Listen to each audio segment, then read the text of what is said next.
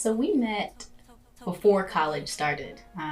We went to Syracuse University. There was a Black and Latino future freshman meetup or something like that in Jersey, where we're both from. And it was maybe like a month before classes started our freshman year. So we met at that event. So it was Kim and her parents and me and my parents.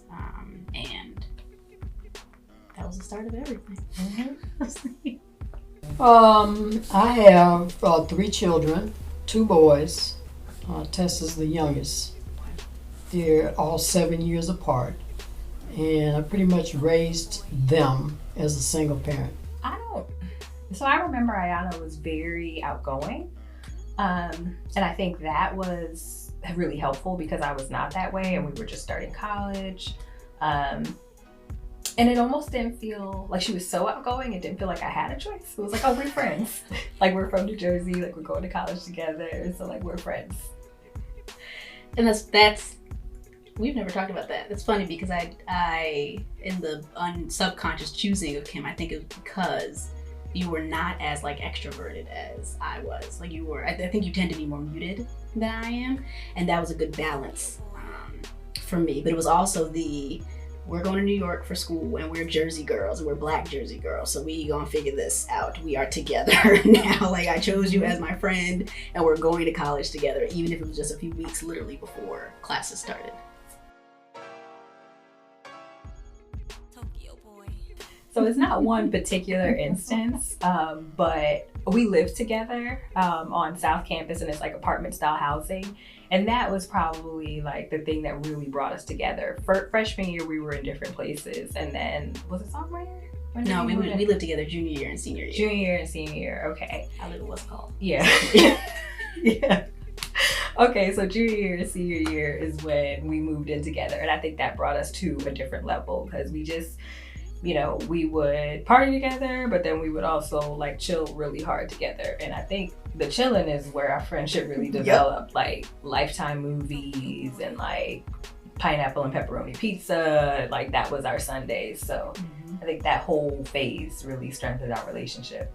Absolutely. That's an easy one for me because it always resurfaces. But I remember in college, so I must have been about maybe 19, 20 years old. And I remember going through my first heartbreak, like the one where you're like in bed, heart is break, literally felt like heart is, and I remember feeling comfortable enough to call my mother. I went to school in Virginia and she was in Indiana at the time, and literally just like get on the phone and call her and tell her. I didn't have to go into detail about the relationship, but just being able to cry on the phone and tell her that my heart was breaking, and she just offered words of comfort, let me know that was that was normal to go through those things. And I think that set the stage for the rest of my life, being very comfortable coming to my mother for anything that would go wrong. I knew she wouldn't judge me, she wouldn't say I told you so. She does that, but I knew that when I come to her in need of just a mother and comfort, that was the moment that I always felt like it was a test. It could have went the other way. So I always remember that moment. It's really funny that she would talk about something that's so endearing as being a memory, but the one that marks me was that time when you were 8 years old and you came storming out of the bathroom and told me from now on that you were going to pick your own clothes, that I couldn't buy your clothes for you anymore. And I was like devastated because all I wanted was this little girly girl that I was going to dress up in all of this little bougie stuff. And she shut me down. I mean, literally. Meant it. And to this day, I can't pretty much buy her anything. Still my answer. But just the memories of how comfortable we were with each other, because again, not living with each other but seeing each other and being friends for the first 2 years, but living with each other and kind of getting that level of close, and like close enough where that just happened this weekend. We get up and somebody's going to somebody else's bed. Like it's just, hey, how are we starting the day? What's going on today? Studying together, pulling all-nighters, going clubbing or bar hopping or whatever it was. We were also both the youngest ones, I think, of our friend groups, with me being late October, you being the next year. So I think there was also just a bit of bond over that because we weren't doing the bar stuff with them. But just being able to be with somebody who could go really hard kind of academically, but also go really hard, and maybe not really hard socially sometimes when we were together, and then go really hard on the chill. Like the chill piece was we would wake up in the morning and just figure out like, what are we eating today and when are we studying? That's what we are. Everything else comes next, and kind of having some accountability around that. I think those were the memories.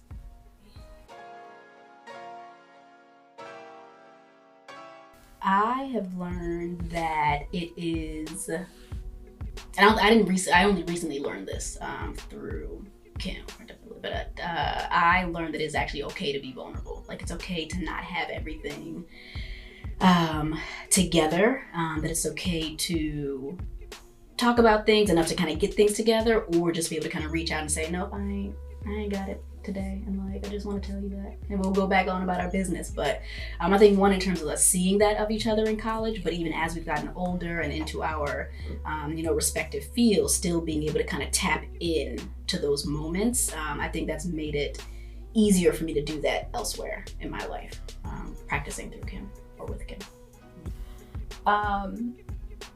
I think I learned how valuable friendships are to me and like how much I actually need them.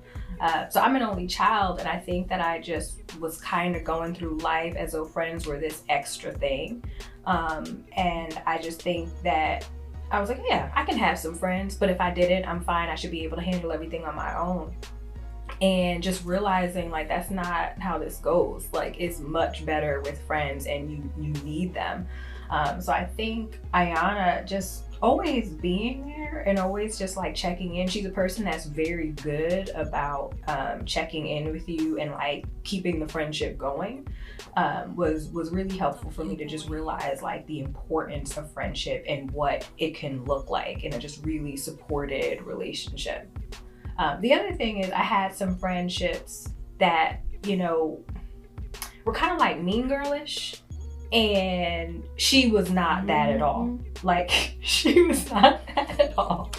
So I think that was also like seeing a different version of like what a friendship could be like and what I could be like as a friend outside of that role.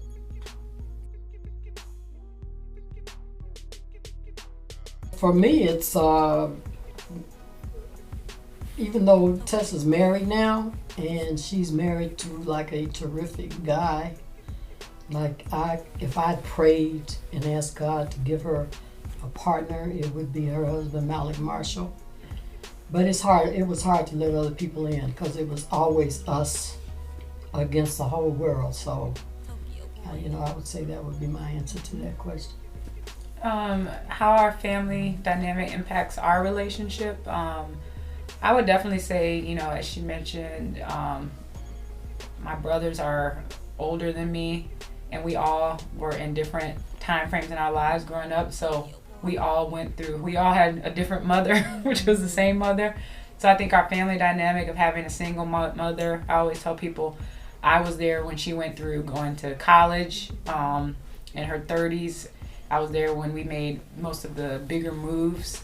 And then again, going off to college and going through our struggle to, get financial aid and things like that. So the family dynamic of being kind of a only child with a single parent, it definitely made an impact on our relationship.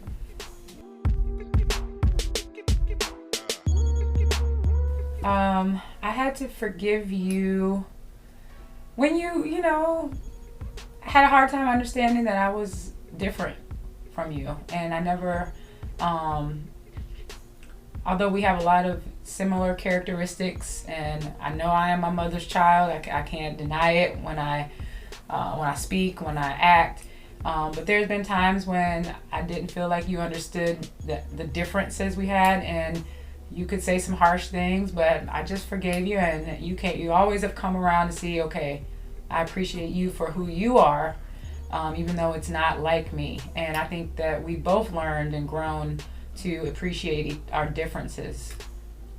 She doesn't know this, but I'm going to put her on blast.